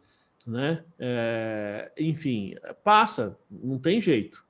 Quando é um escritório que você tem, digamos, essa situação e consegue levar isso para frente, consegue pelo menos sugerir uma coisa. Tem outros escritórios que não tem jeito, os caras não aceitam, né? Enfim. Mas é aquilo que eu falei, vai chegar um certo momento, tá? Que a gente vai automaticamente... como se diz? A Luciana falta humildade para aprender. É isso mesmo, Luciana. Falta humildade para aprender. Tem muita gente que acha que sabe tudo, que é o bambambam e acabou, e não quer saber. E não é bem assim. A gente tem que lembrar, pessoal, lembre-se, vocês estão fazendo um curso de normas comigo, tá? Provavelmente daqui 2 anos, uma maioria das coisas, a maioria não, mas uma boa parte do que eu falei aqui, talvez já não valha mais lá daqui 2 anos. Aí você fala, puxa, então por que eu estou fazendo esse curso? Porque você tem que saber como que é, porque lá na frente mudou. Mas não vai simplesmente mudar a norma 100%, ela muda alguns detalhes. E esses detalhes é que você tem que ir se atualizando. Tá? Pessoal, hoje o conceito de ativo mudou já mudou, é a 3ª vez que muda. Então eu vou gravar a aula para vocês, essa semana eu já vou começar a gravar a aula aquelas aulas gravadas que a gente tem, que uma delas é o CPC... como é que se diz? É o CPC 0, né? Que é a estrutura conceitual básica. Então lá ele dá o conceito de ativo. Ele não fala mais, ele fala assim, o conceito antes era ativos são bens e direitos, né? Controlados pela entidade. Bom, hoje ele fala que ativo é um recurso controlado pela entidade. Ele já não fala mais bens e direitos, ele fala recurso, tá? E aí, assim, quando você vai ver o que é recurso, ele já define que recurso, você tem recursos tangíveis e recursos... O recurso está dividido em direito, direitos e... Puxa, esqueci o outro termo agora. Uma parte ele fala que um recurso é um direito, ou um recurso é um direito executável, ou é um direito... Puxa, esqueci o termo. Sabe, ele já muda, ele já mudou o conceito. Eu vou gravar. Primeiro conceito eu aprendi quando eu fiz o técnico. Que era bens e direitos, né? Em 2013.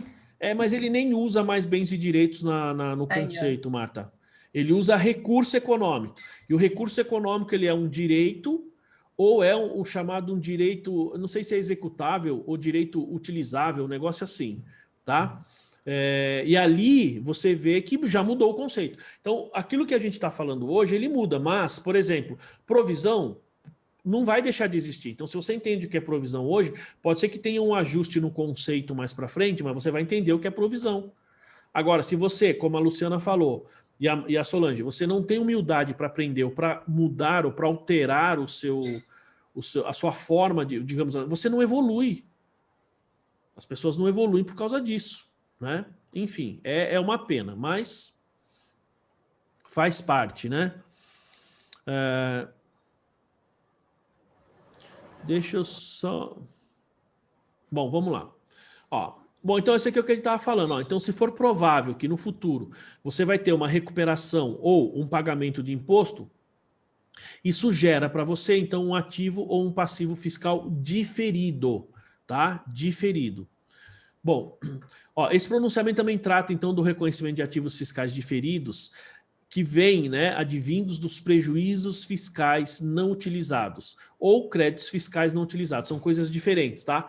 Prejuízo fiscal é aquilo que está lá no seu LALUR, que faz parte do prejuízo. Crédito fiscal é o imposto que você pagou a mais e a retenção do imposto que você teve, esse tipo de procedimento. São coisas diferentes. Ó, eu falo aqui, prejuízos fiscais não utilizados ou créditos fiscais não utilizados, da apresentação dos tributos sobre o lucro nas demonstrações contábeis e da divulgação das informações relacionadas aos tributos sobre o lucro, tá? Então a gente tem aqui, ó, o alcance, até onde essa norma vai. CPC 32 aplica-se a contabilização de tributo sobre o lucro. Tributo sobre o lucro, imposto de renda e contribuição social. E, evidentemente, você vai ver aqui que tem as retenções, tá? Ó, para fins do tributo do CPC 32, tributo sobre o lucro inclui todos os impostos e contribuições nacionais e estrangeiros incidentes sobre o lucro tributável. Então, aqui, pessoal, nós não estamos falando, quando a gente fala em termos de CPC 32, nós não estamos falando de PIS, COFINS, ICMS, IPI, não. Nós estamos falando de imposto sobre o lucro, nós estamos falando de imposto de renda e contribuição social, tá? Somente aqui no Brasil desses dois, beleza? Muito bem. Ó, o termo tributo, aqui fala, também inclui impostos, tais como impostos retidos na fonte, que era o que a Solange estava falando. Você tem lá uma determinada, um imposto você está pagando, e ali você tem um tributo sobre o lucro. Perfeito, esse inclui aqui, tá? Vamos ver aqui. Bom, aqui a Daniela está perguntando, ó, nesse CPC está incluso o ganho na venda do imobilizado também? Bom, é o seguinte, você tem... Para fins de imposto de renda, o ganho que você tem na venda de imobilizado para fins fiscais, Daniele, ele não é tributado. Então, quando você vende imobilizado, o ganho na venda de imobilizado, para fins fiscais, ele é um lucro não tributável, né? Ele é um lucro não operacional. Se eu não estou enganado, ele não tem tributação. Ou tem? Não, desculpa, tem sim, desculpa. Ele é 15%. É que assim, é que é um pouco diferente, tá? Quando a gente está falando... desculpa, eu estou falando besteira. Estou confundindo. Vamos lá. Quando você tem... vamos lá, você tem uma venda de imobilizado, tá? O que acontece? Se você está no lucro presumido, o que você vai fazer? Você vai apurar o ganho, então você apura a base de cálculo do lucro presumido e o ganho na venda de imobilizado você acrescenta na sua base. Não é assim que você faz? No lucro presumido não é assim? Não é isso, pessoal? Você apura o ganho e acrescenta na base. Beleza. Quando você está no lucro real, é diferente. No lucro real, o que você vai fazer? Você vai apurar o ganho lá na contabilidade, automaticamente aquele ganho é receita, ele automaticamente vai aumentar o seu lucro e você tributa ele ali direto os 15%. Tá? Então, do ponto de vista aqui do CPC 32, ele automaticamente vai estar dentro do seu ganho. Tem uma diferença, tá, gente? No lucro presumido, você apura o ganho e inclui na base. E aí você tributa, tá? No caso do lucro real, não. No lucro real, você vai... Como é que você vai apurar o ganho? Vocês sabem como que apura o ganho do imobilizado? Nós já fizemos esse raciocínio. Mas vocês lembram como que é, não? A contabilização? Ó, nós teríamos assim, ó, vou fazer aqui de forma rápida, né? Teríamos aqui, ó. Então, por exemplo, vou imaginar que eu tenho aqui, né, o imobilizado. E aqui eu tenho a minha depreciação acumulada, tá? Então, vamos supor que eu tenho de depreciação 100 e eu tenho de imobilizado, sei lá, 400, tá? Vamos imaginar que eu vendi esse bem por 600. Então, vou colocar aqui, ó, caixa. Aí sim, hein? Bom, eu vendi por 600, tá? Então, ele entrou 600 aqui, tá? E aí eu tenho que abrir um razonete chamado ganho ou perda na venda de imobilizado. Aí, ó, veja só, eu não debitei 600 no caixa, acredito 600 no ganho ou perda. Aí eu tenho minha depreciação acumulada, eu vou zerar, nossa, vou debitar aqui, meu Deus. Eu vou comprar uma lousa, viu, pessoal? Vou comprar uma lousinha aqui, ó. Aí eu pego o meu imobilizado, credito aqui, Opa, fiz errado, hein? Fiz errado, porque o 100 é aqui, não.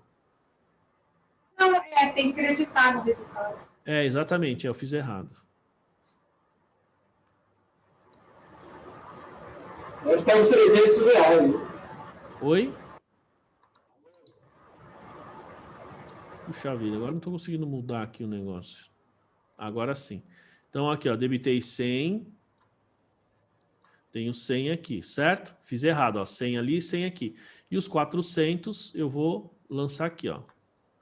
Acredito 400, debito 400. Tá vendo, ó?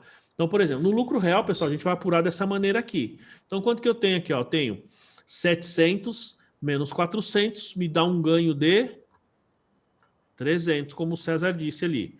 Muito bem, esse ganho de 300 aqui, que você tem aqui, ó, ele automaticamente, ele vai ser, como eu diria, ele vai entrar automaticamente na base do lucro real. Simples, você não tem que fazer nenhum tipo de ajuste aqui. Entenderam? Tá? Então, basicamente é isso. Ele já entra automaticamente no lucro. Eu não preciso ficar fazendo, como a gente faz no lucro presumido, apurar o ganho à parte para daí levar para a base. Não, automaticamente ele já entra ali e vai ser tributado e ponto final. Tá? Não tem muito o que fazer. É lógico que a gente tem um detalhe que é o seguinte: para o fisco, a gente tem que pagar imposto. Você tem apuração do operacional e do não operacional. Neste caso aqui, você precisaria separar, porque o imobilizado para o fisco ainda é um ganho não operacional. Tá? E o fisco, para fins de imposto de renda, ele é assim: se eu tiver prejuízos operacionais, eu só posso abater com, vamos supor, se eu tenho lucro operacional, eu só posso abater desse lucro, digamos assim, gastos operacionais. Sabe aquela questão do operacional e não operacional? Para o fisco continua. Então, se eu tiver lucros não operacionais, eu só posso abater de despesas não operacionais. Eu preciso fazer essa separação. E este aqui é um não operacional. Então, eu não posso abater ele do operacional. Tá? Mas, via de regra, ele entra direto lá na base. Ele não vai fazer aquela coisa de entrar na base, acrescentar, né? Ele é um pouco mais fácil. Tá? Bom, aí ele fala aqui, ó, então esse pronunciamento, então aqui uma coisa interessante que ele diz: não trata de método de contabilidade para concessão governamental, ou seja, quando você tem, isso aqui se eu não me engano nós já falamos, quando você tem a subvenção ou assistência, isso é tratado no CPC 7, tá? Agora, se isso gerar, essa subvenção ou essa assistência, gerar uma diferença temporária aqui, aí sim esse CPC é ele que determina como fazer. Caso contrário, esse CPC não se aplica para esse tipo de operação. Tá? Então, ou seja, vou repetir. Quando eu tenho operações de subvenção e assistência governamental, a forma de registro, de reconhecimento, CPC 7. Se ao reconhecer, conforme o CPC 7, ele gerar uma diferença temporária, a diferença temporária é alcançada por este CPC aqui. Tá? Pessoal, até aí tudo bem, não? Até aí, tranquilo? Fácil, difícil? Que até agora a gente não entrou em nada da norma ainda. Só a introdução. Oi? Muito complicado de entender. Complicado é tocar violino, né, Marcelo?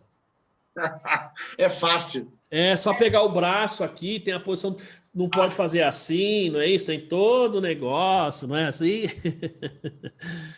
Isso é difícil, né? Bom... Vou lá calcular o seu lucro real e você toca violino, aí eu vou trabalhar melhor, falou? Como é que é, Solange? Não entendi. Oi, Marcelo, eu vou lá, calcula o seu lucro real e você só toca violino para a gente se deliciar no ambiente de trabalho. É verdade, é verdade, é verdade. Está resolvido. Antes de finalizar, Marcelo, você e o Rafael falaram que ia fazer aí então. Como é que chama aí? Fazer uma live aqui para todo mundo aí, tocando, né? Você já ouviu o Don Moen? Não. Dá uma ouvida, ouve Don Moen que você vai ver que legal que é. Um americano, ele canta, é bem legal. Ele toca piano e também toca violino. Né? Então tem uma música que mostra ele tocando violino, é bem legal. Ou então tocar Aleluia. Você gosta dessa música aí? Você toca essa música? Já toquei em casamento, mas faz tempo que eu tô enferrujado. Ah, é? Tá certo. Muito bem. Vamos lá, continuando, pessoal. Ó, então aqui a gente entra nos conceitos, tá? Bom, primeiro o resultado contábil. Esse aqui é simples para nós. Então, o resultado contábil, ele é, na verdade, aqui... Olha lá, o Marcelo. Ó, você viu que a Daniela escreveu ali? Ela está apanhando o violino. Daniele, você tem que assistir as aulas do Marcelo lá no YouTube, que ele dá aula de violino lá, né? Precisa pegar aula com o professor aí, tá? Contabilidade a gente ensina, violino é com o Marcelo, não tem jeito. No início o som sai ruim mesmo, depois melhora. Né? Tem toda a técnica, né, de bater no negócio, assim, de deixar o arco na posição certa, né? Enfim. Então, estabilizar o cotovelo. O teu quê? Estabilizar o cotovelo. Que não pode levantar, tem que ser assim, né? Andei vendo uns vídeos aí, lembra que eu falei, Marcelo, minha esposa estava querendo comprar tal. Aí eu fui dar uma pesquisada, fui ver tal, o negócio é difícil. Olha lá, ela tá chateada, Marcelo, você precisa dar uma força para ela aí, né? Se quiser eu dou aula particular, é só me chamar. Aí, tá vendo? Né? Ó, vamos lá, o resultado contábil, pessoal. Esse aqui é o nosso resultado comum, tá? É aquele resultado que a gente tem no balancete. Então, o resultado contábil é o lucro ou prejuízo para um período antes da dedução dos tributos sobre o lucro. É o que nós chamamos de... como é que a gente fala? É o LAGIR, né? O lucro antes do imposto de renda e contribuição social. Então, esse é aquele lucro que a gente vê no balancete, antes de apurar o imposto de renda e a contribuição social. Muito bem, aí a gente vai para o lucro tributável. Ó, lucro tributável. O que é o lucro tributável? Ele fala assim, é o prejuízo fiscal... Ó, lucro tributável... uma outra coisa, vocês podem reparar que nessa norma, pessoal, ele sempre fala assim, lucro, aí entre parênteses você tem a oposição, né, o outro lado. Então você pode ver que aqui ele fala lucro tributável ou prejuízo fiscal, né?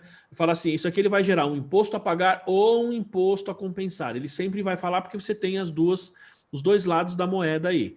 Então aqui ele fala, ó, lucro tributável ou prejuízo fiscal é o lucro ou prejuízo para um período determinado de acordo com as regras estabelecidas pela autoridade fiscal tributária, no nosso caso pelo imposto de renda, tá?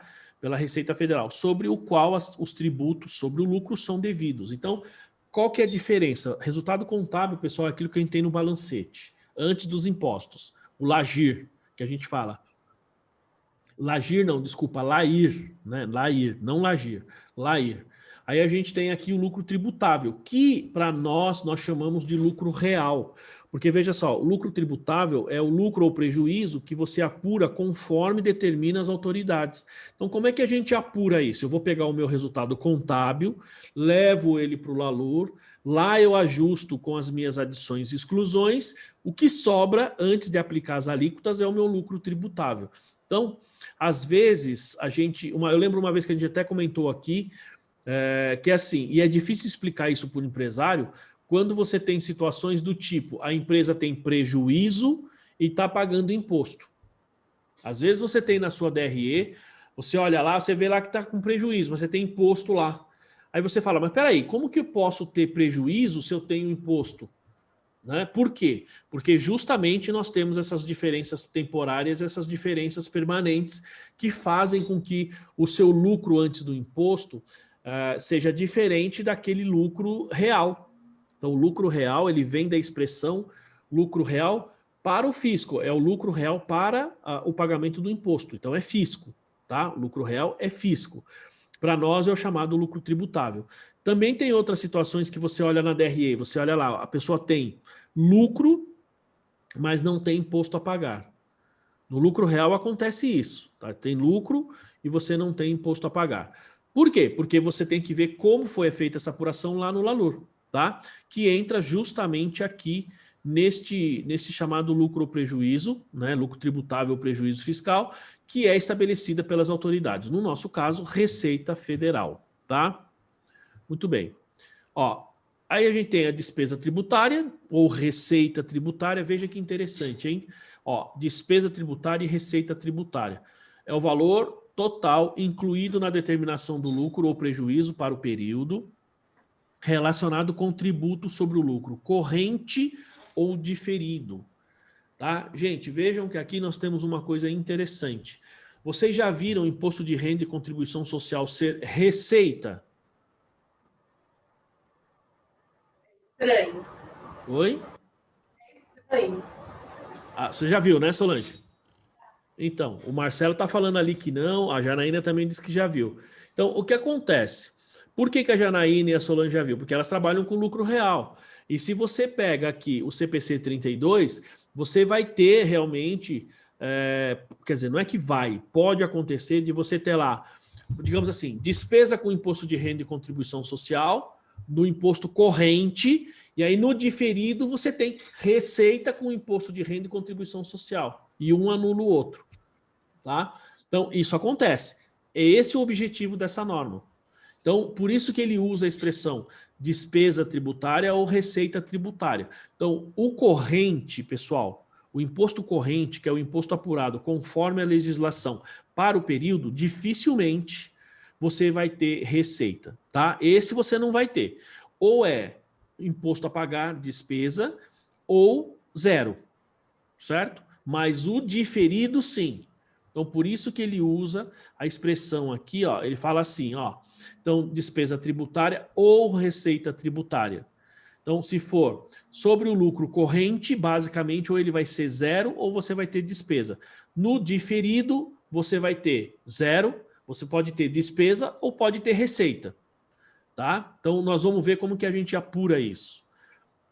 E o que é o corrente? Então, já adiantei aqui o tributo corrente. Ele diz, ó, é o valor do tributo devido ou recuperável, tá vendo? Ele fala sempre devido ou recuperável, sobre o lucro tributável ou sobre o prejuízo fiscal. Então, tributo corrente é aquele que você apura no exercício, de acordo com a legislação fiscal, tá?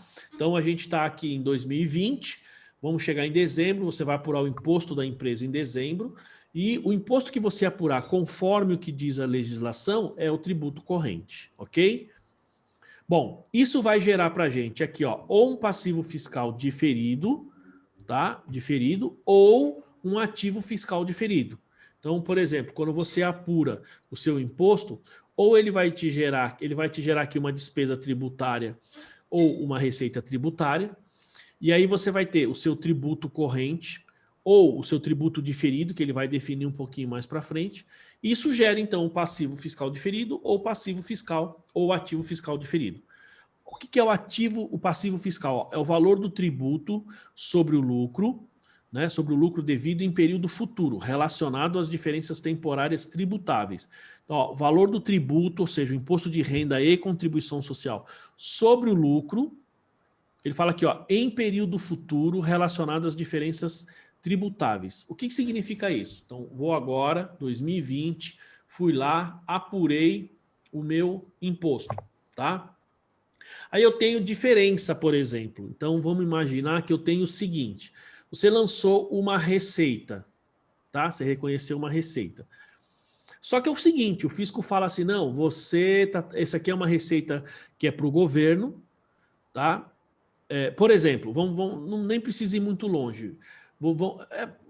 Posso pegar esse exemplo aí, falando em lucro real, né? Eu ia dar um exemplo do simples, mas pode ser esse aqui, acho que fica um pouco mais fácil. Você foi lá, pegou um serviço para o governo federal. O governo federal, você vai ter que emitir nota para ele para receber. Só que a Receita Federal diz o seguinte, se você vender para o governo federal, você pode tributar conforme o caixa. Né? A Solange está concordando ali, porque acho que ela deve ter esse caso, né, Solange? E também você tem isso muitas vezes na questão do imobilizado, por exemplo. Você vende um imóvel, né? Você vende um imóvel, você pode tributar no recebimento. O simples e no lucro presumido você não tem que colocar se você vai receber pelo caixa ou pela competência, entendeu? Então, veja, vamos imaginar que você está emitindo nota todo mês pela competência, mas está tributando pelo caixa. Então, você tem uma diferença temporária. Então, veja aqui, em dezembro eu fui lá, lancei uma nota fiscal que eu vou receber em fevereiro do ano seguinte. Tá? Então, contabilmente, veja que eu já tenho uma receita agora, mas a tributação vai ser quando eu receber em fevereiro. Perfeito. Então você tem uma diferença temporária, tá? E isso vai gerar o quê? Um passivo fiscal diferido. Por quê? Porque hoje você não está pagando imposto, mas vai ter que pagar no futuro. Então você está gerando um passivo tributário, tá? Um passivo fiscal diferido.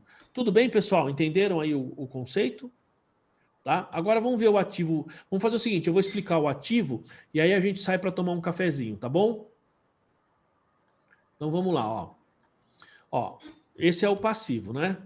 O ativo ele fala assim, ó, é o valor do tributo sobre o lucro recuperável. Então, claro, se eu vou ter que pagar imposto no futuro, eu tenho um passivo. Se no futuro eu vou recuperar, então eu tenho um ativo fiscal diferido. Isso vem da onde? Ó, diferenças temporárias dedutíveis, tá?